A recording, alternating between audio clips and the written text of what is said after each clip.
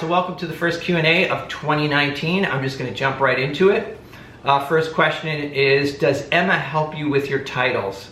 Yeah, a lot of people think that Emma titles my videos for me.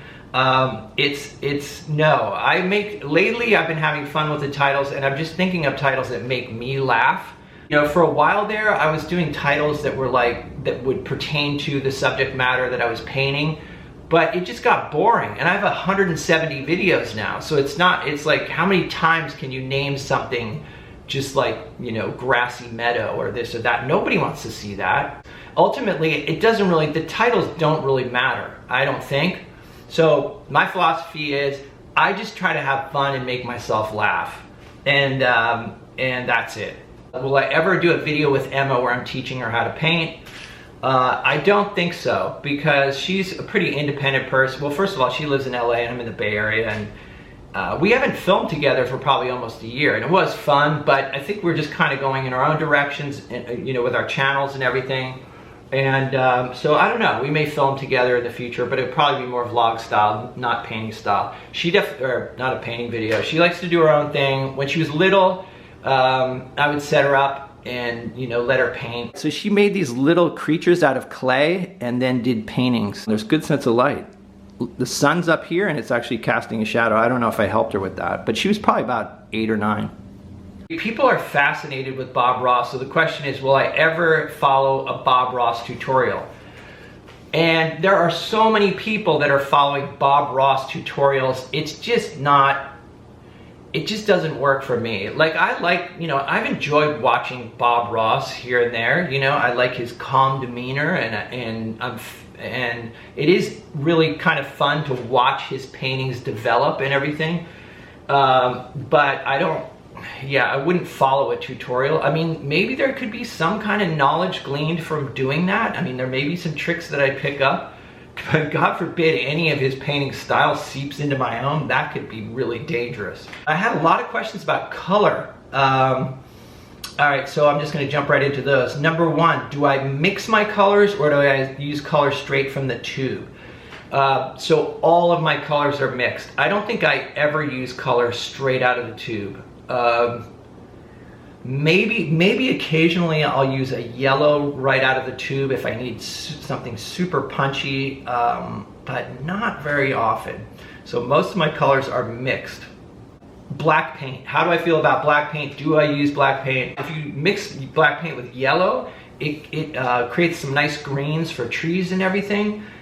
But lately I have been feeling like there is something kind of flat and lifeless about those greens compared to if I use like, say, a blue yellow mixture and then add some red to gray it down. So I'm kind of getting away from using black.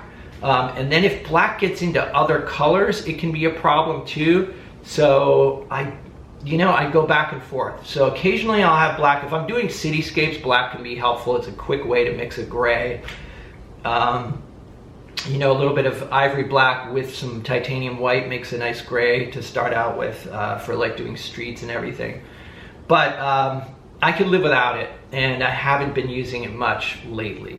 All right, so the next question is color harmony or color scheme. How do I decide on those? As for color harmony, I use a primary color palette, so I use a warm and cool of red, blue, and yellow. Just by using a limited palette, you're more likely to have color harmony. So I use a limited palette, and then as far as color scheme, the color scheme is usually determined by the view that I'm actually painting, and I don't change the colors that dramatically. When I first started out painting, I really wanted to go for accurate, true color. So I'd like carefully mix up the color, hold it up on a palette knife and compare it, and I would go through the whole painting that way, just meticulously mixing the exact color that I saw. The problem is I'd get the painting home and it would look dull and just didn't have any of the vitality of the scene. And so I was pretty frustrated. And then somebody told me, I think it was Tim Horn, fine painter, you know, check him out online. Tim Horn was like, yeah, you got to push your colors, you got to exaggerate, you know. And I felt like, oh well, you shouldn't have to exaggerate. Well, sorry, you do. If you wanted to have a certain vitality to it. At least I've found that so I exaggerate colors. I exaggerate the warmth of colors, the saturation. Especially when you're outdoors, you've got, you know, the sun, which is this incredibly powerful light source. And so colors can seem more radiant and saturated outside, like on your palette and on your canvas. So when you're painting, you're thinking, oh wow, this is super bright and everything. Then you get it indoors under incandescent light and it just looks flat. So, and even when you get it home and you put a fairly bright light on it, it still can look dull. So what I do is, I exaggerate the color in that I exaggerate the warm and cool relationship. In other words, the warms, I push them more towards yellow-orange, and then the cools more towards blue-violet. Exaggerate that relationship, and then I also will push the saturation of the colors as well. And I'm always amazed. There's times I've gone out and I've tried to push saturation outside. I'm like, God, that's so loud and so... And then I get it home and it's just like, wow, okay, that's cool, it works. So anyway, that's my theory on harmony and color scheme. Okay, how do I apply clean color? This person asked, like they say, when they go to lay one color on top of the other, it gets muddy. And I'd say that basically if you're gonna lay color down, like what I do is I'll kind of scrub in a thin layer of paint just to get everything kind of mapped out. And then I come back with thicker paint. So if you go over thin paint, like a wash of paint with thick paint, you're not gonna get as much of a muddy effect. But if you try to paint over thick paint, forget it. It's just gonna be, it's gonna be muddy. There are times where I'll mix on the canvas. Like for example, if I have a sky that I've painted in and it's kind of thick paint already, and I want to lighten it up, maybe I'll add some white to that, just kind of mix it on the canvas. But most of the time I'm doing the mixing on the palette, and when I'm on the canvas, I usually just apply thick paint over thin paint in order to keep it clean. And also to keep clean color, I'm constantly, I'll wash my brush a lot. So make sure I'm using a clean brush. And also too, using very definitive strokes, that helps for clean, to keep your color clean as well. Because if you're kind of like what they call, it's licking or whatever, where you're just like going over and over, that's gonna be blending the color. If you just lay one stroke down, your color will be cleaner, and you know, you'll keep your color cleaner, less mud. All right, so let's see, what do we got here? Number 5, advice for altering what you see in the landscape. They're challenged by like moving elements of the landscape to create a better composition. And do I have any advice about that? I would say that there's really no shortcut to just experimentation. I think just if you go outside and you paint a lot, that's really it. That's the only way. It's like, because it's going to be personal. Like, in other words, I might look at a scene and decide to move, move a tree over whatever. I may make a decision that you wouldn't make. You'd make a totally different decision, and that's what makes art exciting. It's interesting because there are certain painters that I've seen. I watched a video online, Jim McVicker, A Way of Seeing, and I know that's a pretty popular plein air video, and he's a fine painter. It was interesting to me. He talks about in that video how he never moves anything. He paints everything exactly as he sees it, which I thought was fascinating because he's been painting for a long time. Which just goes to show that everybody's got a different attitude about like moving things around. For me, I'm interested in design. I'm interested in capturing a scene, but I'm more interested in design. As you guys know, like, I like composition.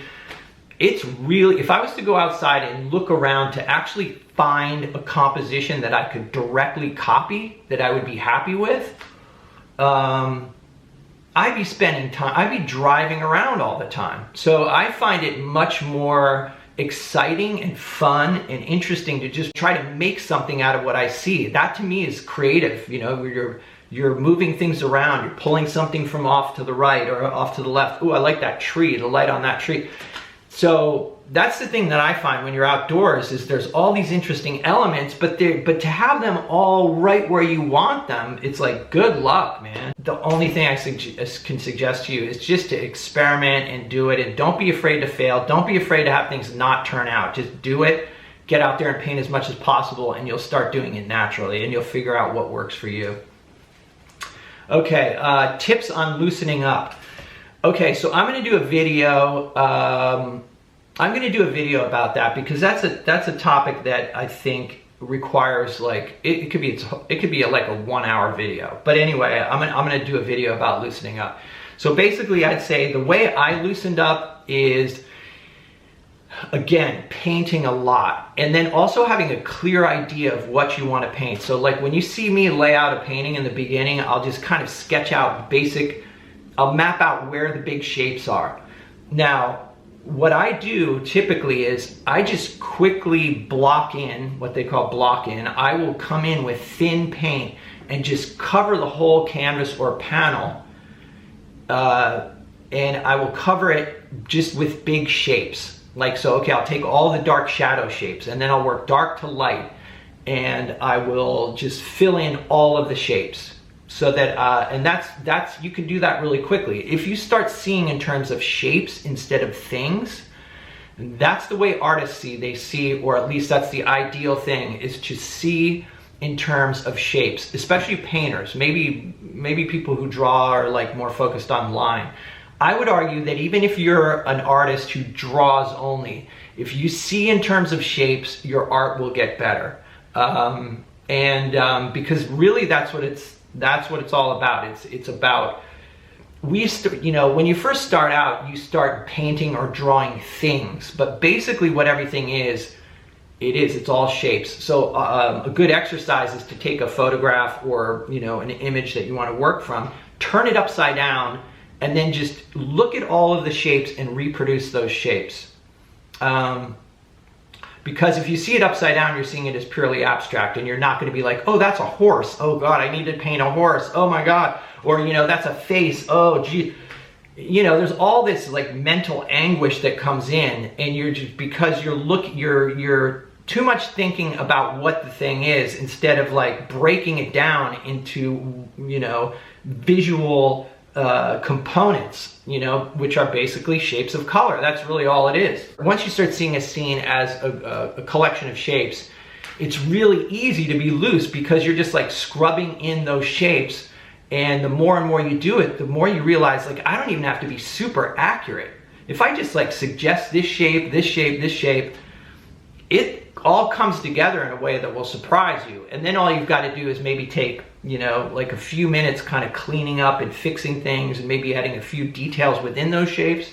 Anyway, that's a whole topic for another video, so I'll get into that at some point. But that's how you loosen up, is just seeing in terms of shapes and then painting a lot. You'll just get quicker and quicker at it. And you'll realize how, and like I said, you'll realize you don't have to be as careful as you think you do. All right, so do I ever paint portraits or figures? And do I have any advice on that?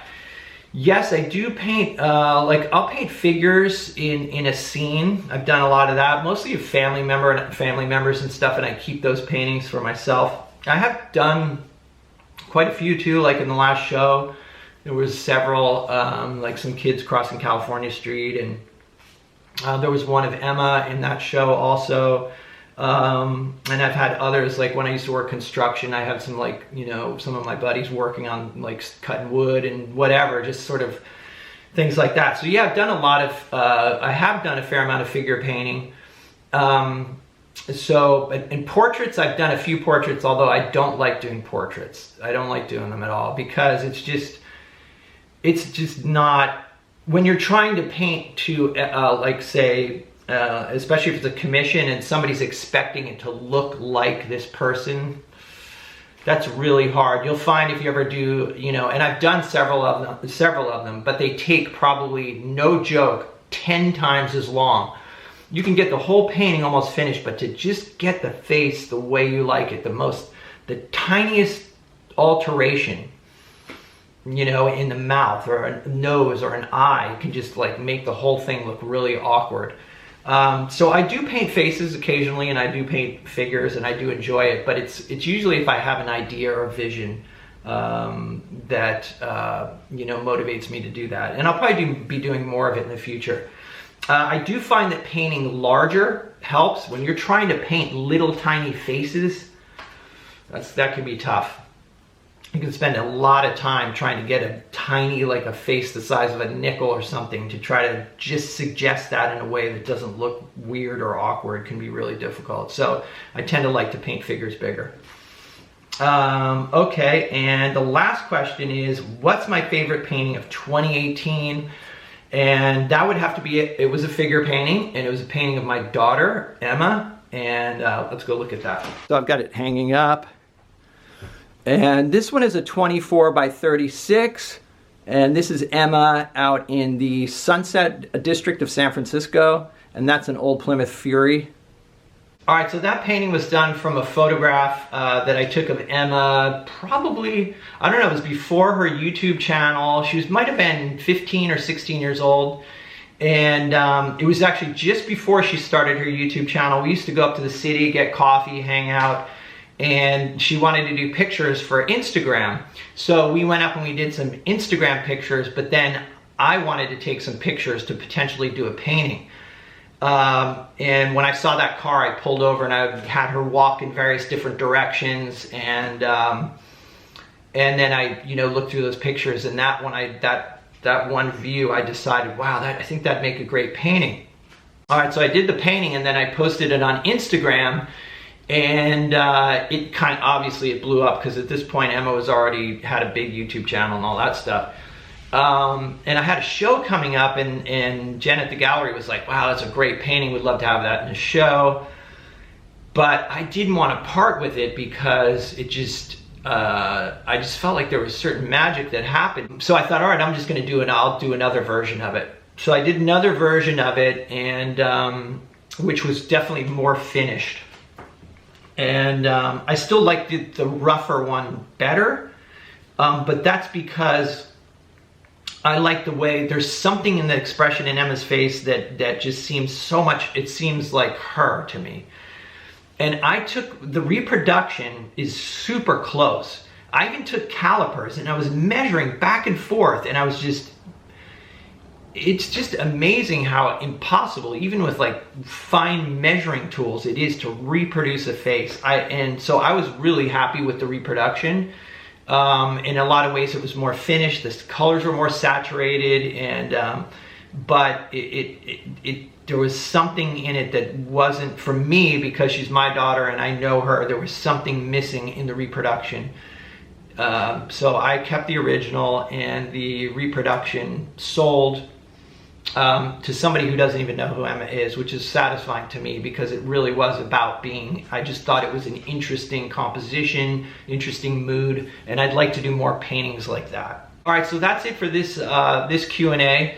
I may do another Q&A later in the month, so if you have more Q&A questions, leave them down below, and I'll try to get to them. Like I said, some of these topics I'll be expanding on in future videos. So anyway, thanks for hanging out, guys, and I will see you in the next video.